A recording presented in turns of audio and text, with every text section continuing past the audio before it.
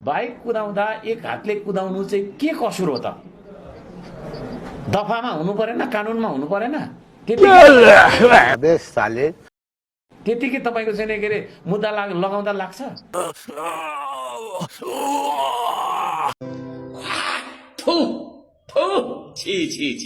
चार चक्के गाडी एक हातले कुदाइरहेको हुन्छ हैन?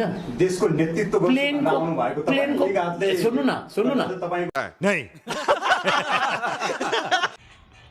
यस्तो व्यक्तिलाई कसले सांसद बनाए यार? यस्तो व्यक्तिलाई भोट दिएर जिताउने जनता कस्तो होलान् के? जसलाई आफ्नो गल्तीको महसुसै नहुने के? अरूको गल्ती मात्र देख्ने, यसले आफ्नो गल्ती चाहिँ कहिले जिन्दगीमा देख्दैन के? यदि यही ठाउँमा अरू पार्टीको व्यक्ति भइदिया भए, बालेन या रवि लामिछाने कोही भइदिया भए, यसले रात दिन स्ट्याटस हालेर रुन्थ्यो के फेसबुकमा के? यस्तो व्यक्ति हो के यो?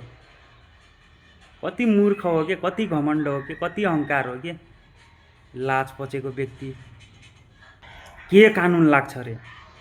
त्यसलाई भन्छ र्यास ड्राइभिङ, लापरवाहीपूर्वक गाडी साधन चलाएको भन्छ। त्यसको कसुर लाग्छ। त्यसमा 500 देखि 2000 सम्म जरिवाना अथवा के भन्छ ट्राफिकको क्लास लिनुपर्छ। यति पनि थाहा छैन? कुनै पनि साधनहरू 2 हातले चलाउनु पर्छ, ह्यान्डलमा 2टै हात हुनुपर्छ भन्ने पनि ज्ञान नभएको व्यक्ति आफ्नै जिद्दी र अहङ्कारले सकिन्छ के यो व्यक्ति एक दिन। यति पनि लाज छैन यार।